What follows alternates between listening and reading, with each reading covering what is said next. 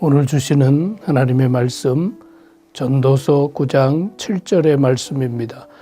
너는 가서 기쁨으로 내 음식물을 먹고 즐거운 마음으로 내 포도주를 마실지어다. 이는 하나님이 내가 하는 일들을 벌써 기쁘게 받으셨음이니라. 아멘. 우리 전도서의 말씀은 헛되고 헛되다 하는 말씀 때문에 대부분 허무적인 그런 주제라고 생각하기 쉽지만 오늘 읽은 본문 말씀이 전도서에 어떻게 보면 아주 핵심이 되는 그런 부분입니다. 하나님께서는 내가 하는 일을 벌써 기쁘게 받으셨다. 벌써 기쁘게 받으셨다. 그 뜻은 우리가 어느 이상 수준이 돼야 되고 우리가 어떤 공로를 만들어야 되고 그것이 아니라 우리 존재 자체가 하나님에게 기쁨이다. 그런 뜻 아니겠습니까? 하나님이 왜 우리를 그렇게 기뻐하실까요? 우선 우리는 하나님의 자녀이기 때문입니다. 하나님께서 친히 우리를 창조하셨습니다. 우리는 피조물입니다. 하나님의 형상대로 지음받았습니다.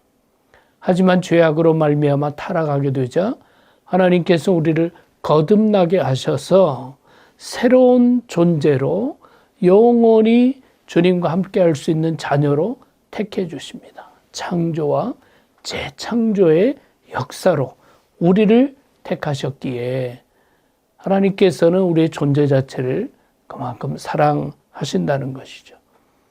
또 한편 하나님은 우리의 영원한 왕이 되십니다.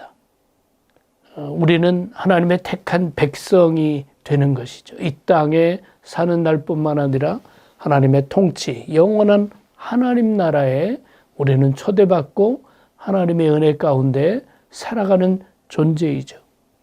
좀 더 깊이 생각해 보면 이 모든 것을 이루기 위해서 예수 그리스도의 십자가의 희생을 통해서 우리를 용서하시고 우리를 구원해 주셨습니다.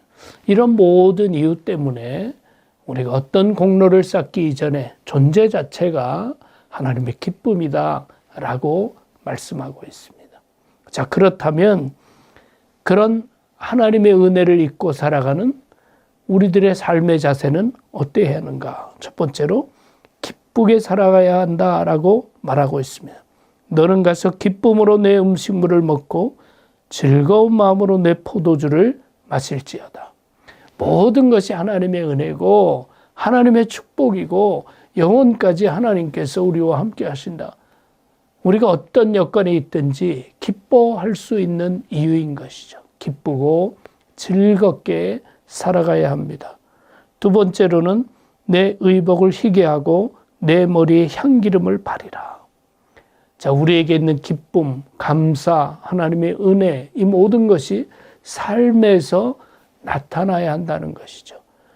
의복을 희게 하거나 머리에 향기름을 바르거나 이것은 바로 하나님의 자녀요 하나님의 축복을 받은 자의 삶을 나타내고 있는 것이죠. 하나님의 은혜를 받은 우리들이기에 우리들의 삶의 모습도 그 은혜가 드러나야 하는 것이죠. 우리 돌아온 탕자 이야기에서 이 탕자가 정말 아버지의 마음을 아프게 하고 다시 돌아왔을 때 아버지는 그 탕자를 끌어안아주고 죽었다가 내 아들이 다시 살아났다고 기뻐하고 잔치를 벌여줍니다. 그런데 만약 그 탕자가 그 아버지 품에 돌아와서도 계속 아버지만 보면 죄책감에 시달리고 아버지만 보면 부끄럽고 그래서 계속 아버지 앞에서 두려워하고 뭔가 주눅 들어 있고 나는 자격이 없는 자라고 생각하고 살아간다면 아버지의 마음이 어떻겠습니까? 그것은 결코 아버지의 기쁨이 될 수 없습니다. 아버지가 그를 용서하고 내 아들이라고 돌아온 것을 기뻐한다면 그 아버지 품 안에서 기뻐하고 감사하며 살아가는 것이 아버지의 뜻입니다. 아버지를 또한 기쁘시게 하는 삶입니다. 오늘 주신 말씀 생각하면서 우리 모두가 하나님의 크신 은혜를 입은 자로서 그러한 삶을 살아가실 수 있기를 간절히 바랍니다. 기도하겠습니다. 사랑해 주님, 우리를 벌써 사랑하시고 기쁘게 받아주신 주님 감사드립니다. 그 은혜를 기억하며 늘 기쁘고 감사한 삶을 살아갈 수 있게 하여 주시옵소서. 예수 그리스도 이름으로 기도하옵나이다. 아멘.